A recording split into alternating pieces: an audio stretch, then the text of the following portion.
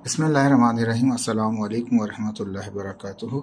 इस पर स्टडी कर रहे हैं फिजिक्स क्लास फर्स्ट ईयर हमारे पास, और ये हमारे पास चैप्टर नंबर 5 चल रहा था। यूनिट नंबर 5 स्टडी कर रहे थे, वर्क, एनर्जी एंड पावर। तो इस वक्त हम वर्क का काफ़ी काम कर चुके हैं, लेकिन इस वक्त हम एनर्जी की तरफ आ रहे हैं यहाँ पे। तो यहाँ पे का सवाल बनाया हमने, व्हाट इज काइनेटिक एनर्जी। बताइए काइनेटिक एनर्जी क्या है, और ड्राइव कर दें फार्मूला किसका, काइनेटिक एनर्जी का, बाय वर्क डन ग्राफ। यानी कि ग्राफ का है हमारे पास, और वर्क डन वाले ग्राफ से हम उसको काइनेटिक एनर्जी को फाइंड आउट करेंगे। तो सबसे पहले पढ़ेंगे काइनेटिक एनर्जी है क्या। तो कहता है the energy possessed by the body due to its motion. कहता है जब भी कोई ऑब्जेक्ट मूव करता है, एक जगह से दूसरी जगह जाता है, कोई कार है, कोई ट्रेन है, कोई भी है, चाहे इवनली एक पर्सन है, वो मूव करता है, एक जगह से दूसरी जगह पहुंचता है।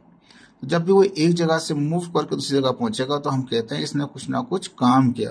काम कैसे किया, उस पर कोई फोर्स लगी होगी और कुछ उसने फासला कवर किया। जब भी कोई ऑब्जेक्ट इस पर कोई फोर्स लगाएं और मूव करके कुछ फासले को, जैसे फर्स्ट किया यहाँ से x1 से मूव करके वो x2 तक आ जाए, फर्स्ट कर लें। कोई भी फोर्स लगाई कार को, कार यहाँ से मूव होके यहाँ तक आ गई। कोई ट्रेन है, यहाँ से मूव होके यहाँ तक आ जाए। तो जो भी फासला कवर करेगी ड्यू टू सम फोर्स, तो उसको कहेंगे इसने कुछ ना कुछ काम किया। यानी कि वर्क, फिजिक्स की डेफिनेशन के अंदर इसको कहेंगे ये वर्क किया। ये जो वर्क होता है तो इसका मकसद ये होता है जब भी कोई ऑब्जेक्ट मूव करे किसी जगह पे, ड्यू टू मोशन जो एनर्जी उसमें स्टोर हो जाएगी उसे कहेंगे काइनेटिक एनर्जी। देखें दो टाइप की एनर्जी हम स्टडी करेंगे। एक होती है हमारे पास काइनेटिक एनर्जी, दूसरी होती है पोटेंशियल एनर्जी। काइनेटिक एनर्जी वो होती है जो ड्यू टू मोशन होती है, ड्यू टू मूवमेंट होती है, यानी कि डिस्प्लेसमेंट कवर्ड की होती है, यानी जमीन पर ही मूव कर रहा है। अगर जमीन मूव करने के दो केस हो सकते हैं, एक जमीन पर मूव करना और एक एयर के अंदर मूव करना। तो इस वक्त हम जो स्टडी कर रहे हैं जमीन पर जो मूव करती हैं ऑब्जेक्ट, तो जो भी ऑब्जेक्ट मूव करेगी जमीन के ऊपर, अर्थ के ऊपर, एक जगह से दूसरी जगह चली जाएगी। तो ये फिजिक्स की डेफिनेशन में कहते हैं कोई भी ऑब्जेक्ट से फोर्स लगाकर मूव करे, किसी जगह पे पहुंच जाए, तो बोले उसने कुछ ना कुछ वर्क किया उसने। तो ये जो वर्क होता है, अब दूसरी टर्म में इसको और फर्दर ये कहेंगे ये जो काम हुआ है इसमें एनर्जी एक स्टोर हो गई है, जिसको बोलेंगे उसमें एक काइनेटिक एनर्जी स्टोर हो गई है। इसकी अच्छी मिसाल जो होती है हमारे पास, स्प्रिंग आता है हमारे पास। तो स्प्रिंग को हम क्या करते हैं, स्ट्रेच करते हैं, या उसको पुश करें या पुल करें, दोनों सूरतों में क्या होता है उसमें एनर्जी इसमें स्टोर हो जाती है।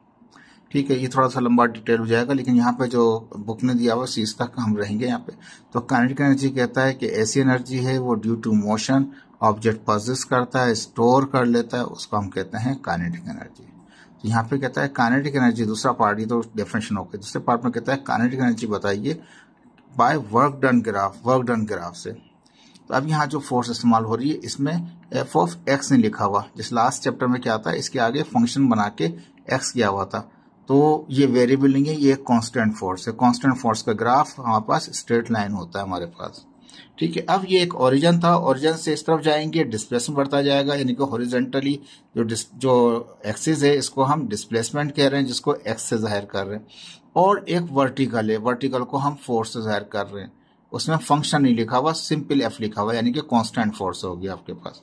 अब फर्ज कर ले एक ऑब्जेक्ट मूव होता है, x1 से मूव होके x2 तक आ जाता है। ठीक है, जब वो x1 पे था तो उसमें क्या था, कोई ना कोई फोर्स लगी हुई थी हमारे पास, लेकिन मूव नहीं कर रहा था। जैसे जैसे फोर्स बढ़ाते गए, जब वो फोर्स इस लेवल पे पहुंची तो क्या हुआ, उसने x1 से मूव होके वो पहुंचा वो x2 पे। जाहिर बात है इनिशियली तो ये ऑब्जेक्ट तो x1 पर ही मौजूद है। ठीक है, ऑब्जेक्ट कहाँ पर है, x1 पर है, रेस्ट के अंदर है। फर्ज कर ले कार या कोई ऑब्जेक्ट है जो रेस्ट के अंदर है। जैसे जैसे फोर्स बढ़ाते गए लेकिन ये मूव होना शुरू नहीं हुआ। जब फोर्स यहाँ पे पहुंची, इस लेवल पे पहुंची, तो उसके बाद क्या हुआ, ये ऑब्जेक्ट मूव होना शुरू हुआ। होते होते कहाँ तक पहुंच गया, वो x2 तक पहुंच गया। तो ये जो डिस्प्लेसमेंट हुआ है x1 से x2 का, इसको हमने s बोल दिया हमने। और ये इसको कैसे मालूम करेंगे, तो सबसे x2 में से x1 निकाल देंगे तो वो s आ जाएगा। ये तो जो बेस बन गए आपके पास वो s हो गए, और जिसकी हाइट होगी वो फोर्स हो जाएगी। तो एक रेक्टेंगुलर शेप हो गई हमारे पास। तो हम डिस्प्लेसमेंट में को मल्टीप्लाई करें फोर्स से तो वर्क डन निकल आएगा under the area, under the area of the curve.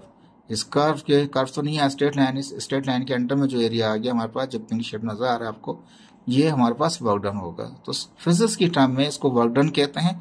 और ये कहते हैं कोई ऑब्जेक्ट यहाँ से मूव करके यहाँ तक पहुंचा तो उसने जो एनर्जी स्टोर की दैट इज काइनेटिक एनर्जी, वो काइनेटिक एनर्जी इसने स्टोर कर ली। ठीक है, अब kinetic energy by work done graph से शो करेंगे। सपोज कर लिया ग्राफ है फोर्स का और डिस्प्लेसमेंट का, फोर्स का वर्टिकल है, डिस्प्लेसमेंट का हॉरिजॉन्टल है। ठीक है, अब कांस्टेंट फोर्स, वेरिएबल फोर्स नहीं है, कांस्टेंट फोर्स है, कोई फंक्शन नहीं बना हुआ। ठीक है, तो एक सिंपल कांस्टेंट फोर्स है जो अप्लाइड हो रही है, is applied on the object, object पे लगाते हैं। अभी फोर्स लगाते हैं, ऑब्जेक्ट कहाँ था, x1 पे था, तो कहता है ऑब्जेक्ट मूव होता है फ्रॉम इनिशियल पोजीशन x1 से मूव करना शुरू करता है। लेकिन पहले फोर्स 0 थी तो मूव नहीं किया, जैसे आहिस्ता आहिस्ता बढ़ती गई ये मूव नहीं हुआ।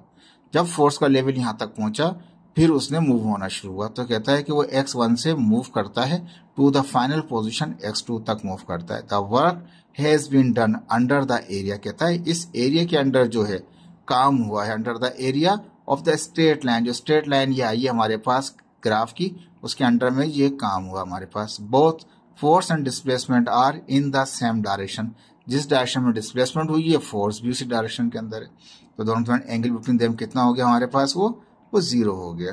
तो according to definition of work की डेफिनेशन मुताबिक क्या होता है, वर्क बराबर होता है फोर्स इनटू डिस्प्लेसमेंट। डिस्प्लेसमेंट को यहाँ से यहाँ तक को हमने s से जाहिर किया हुआ है, मैंने यहाँ बता दिया। s क्या है हमारे पास, वो x2 में से यहाँ तक का x1 निकालने के, x1 तो यहाँ से यहाँ तक होगा, x2 यहाँ से यहाँ तक होगा। ठीक है ना, यहाँ से ओरिजिन से लेके x1 तक का फासला x1 है और ओरिजिन से लेके यहाँ तक का जो फासला है वो x2 है। तो ये बीच का एरिया जो है वो क्या होगा, तो वो इस तरह से होगा, x2 में से x1 निकाल दें, ये एरिया निकल जाएगा तो क्या आ जाएगा, वो s आ जाएगा, वो हमने s कह दिया। ठीक है, जब डॉट प्रोडक्ट खत्म करते हैं तो कॉस थीटा आ जाता है हमारे पास। ठीक है जी, कॉस थीटा आ गया। अब दोनों के दोनों सेम डायरेक्शन में, इसी डायरेक्शन में डिस्प्लेसमेंट है, इसी डायरेक्शन में फोर्स लगी है। ग्राफ का वर्टिकल दिखाया हुआ लेकिन डायरेक्शन फोर्स भी इसी तरफ है, दोनों की जो डायरेक्शन है दोनों की दोनों पैरेलल है। तो पैरेलल में क्या होता है, सेम का मतलब होता है पैरेलल है, तो क्या होगा, थीटा क्या है वहां पास, वो 0 कर देंगे। तो कोस 0 होता है किसके, वो 1 के। तो एफ एस आ गया, मैक्सिमम यहाँ पे क्या होगा हमारे पास, वर्क जनरेट हो जाएगा पैरेलल होने की वजह से। ठीक है, ये तो हो गया एक सिंपल सा। अब काइनेटिक एनर्जी कहाँ गई हमारे पास, तो हम ये कहते हैं कि अब हमने इसी को हमने थोड़ा सा इसको डिफाइन किया है, थोड़ा सा इसको देखते हैं ग्राफ से। ठीक है, हमने इसको डिफाइन किया, अगर हम लगाएंगे इस डिस्प्लेसमेंट के फासले पे फार्मूला लगाएं s, जिसको हमने कंसिडर कर लिया यहाँ से यहाँ तक का x1 से x2 का फासला गया वो s है। अगर हमें s मालूम करना हो तो क्या करेंगे, 2as is equal to V square minus V square, क्योंकि एक इनिशियल है एक फाइनल है, हम बता चुके हैं वो इनिशियल और एक फाइनल है।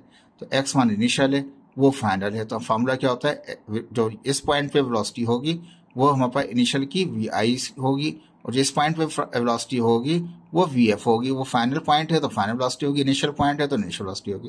तो 2as का फॉर्मूला लगाते हैं इस s को मालूम करने के लिए। तो s मालूम करने 2as is equal to V square minus V square. ठीक है जी, अगर हमें मुझे मालूम करना होगा s मालूम करना होगा तो हम क्या करेंगे, यहाँ पे ये 2a मल्टीप्लाई कर रहा है, 2a जाके वहाँ पे उसको डिवाइड कर देगा। ठीक है, सिंपल हो गया, मल्टीप्लाई था वहाँ जाकर डिवाइड कर दिया V square minus V square को। ठीक है जी, 2a अपनी जगह पर है लेकिन वो तो इनिशियली रेस्ट पे था।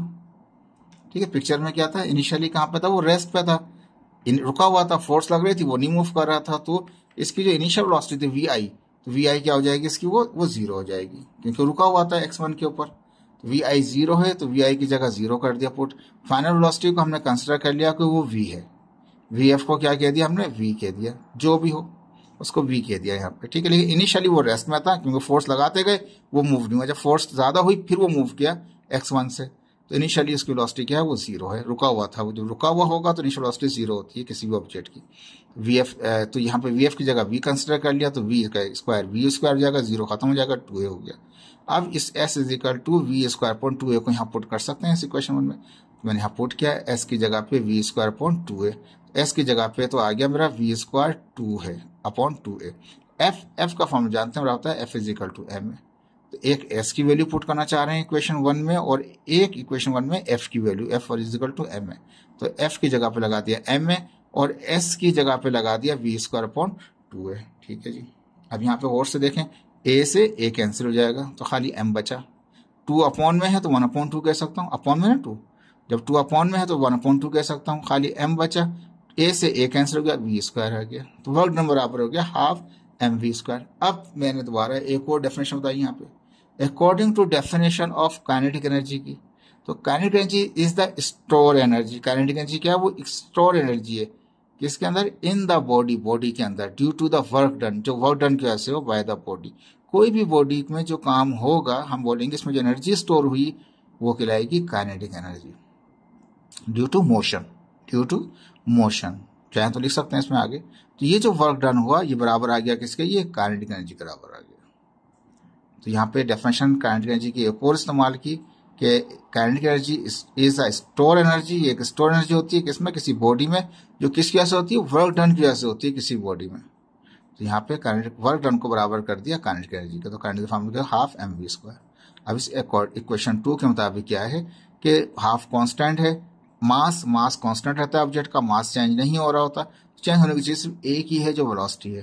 कहता है if body is moving with a greater speed, अगर ज्यादा स्पीड से कोई ऑब्जेक्ट मूव करेगा तो क्या होगा? काइनेटिक, तो then body will store the greater kinetic energy. जितनी ज्यादा स्पीड होगी इतनी ही ज्यादा काइनेटिक एनर्जी स्टोर होगी, जितनी कम स्पीड होगी इतनी ही कम उसमें क्या होगी? काइनेटिक एनर्जी स्टोर होगी। ठीक है, आसान सा था। यूनिट ऑफ काइनेटिक एनर्जी क्या है? यूनिट ऑफ काइनेटिक एनर्जी वही है, जूल है हमारे पास, जूल के लिए इसको जो भी कहना चाहें, सेम एज वर्क, जो कि वर्क की तरह होती है। लेकिन थोड़ा सा दोबारा रिकॉल कराता हूँ आपको, ये कोई मुश्किल नहीं था, सिंपल सा था। हमारे पास एक ऑब्जेक्ट मूव हुआ है, x1 से x2 तक गया है हमारे पास। x1 से x2 तक का जो फासला है उसको s कह रहे हैं हम यहाँ पे। और जब रेस्ट में था, फोर्स लगा रहे थे, ये नहीं मूव हो रहा था। ये मूव होना तब हुआ जब फोर्स यहाँ पे पहुंची इस लेवल पे। तो जो फोर्स लगाई है और जो डिस्प्लेसमेंट हुआ है दोनों की डायरेक्शन सेम है हमारे पास। ठीक है, तो ये जो फासला है यहाँ से तक का, x1 से x2 तक का, वो s है हमारे पास। और जो फोर्स अप्लाइड कर रहे हैं वो f है। तो वर्क का फार्मूला हो गया F = Fs। और इसमें ये बेस और ये परपेंडिकुलर मिलाएंगे तो ये एरिया निकल आएगा इसका।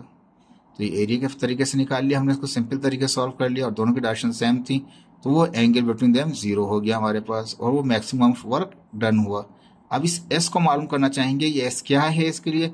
f तो पता है, F = m होता है, लेकिन s का तो नहीं पता हमें। तो s के लिए हमने फॉर्मूला लगा दिया कि इनिशियली क्या है वो रुका हुआ है, तो vi 0 हो जाएगी, vf कुछ ना कुछ होगा, जो vf होगा उसको f का उसको हम v कंसिडर कर लेंगे।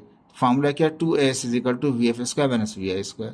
2 मल्टीप्लाई कर रहा था, उसने जाकर डिवाइड कर दिया, और vf जो है हम उसको कंसिडर कर लिया कि वो v है, कुछ भी होगा उसको v कह दिया हमने, 10, 15 जो भी हो मीटर पर सेकंड हमने यहाँ कंसिडर कर लिया फार्मूले के लिए v। इनिशियली वो रेस्ट में था तो vi 0 था, तो सिंपल एक फार्मूला आ गया। ये जो फार्मूला है s = v²/2 है, तो वो भी s की जगह पुट करेंगे और f बराबर होता है ma के, वो पुट कर लिया, बाकी ड्राइव कर लिया, ये आपको सिंपल सा निकल गया है। आखिर में बताया कि जो वर्क आया है ये वो एनर्जी है जो स्टोर हुई है किसी बॉडी में इस वर्क की वजह से। तो स्टोर हुई एनर्जी किसी बॉडी के अंदर किसकी वजह से थी? वो वर्क की वजह से थी, तो बराबर हो गया काइनेटिक एनर्जी का। आसान सा था, मुश्किल नहीं था।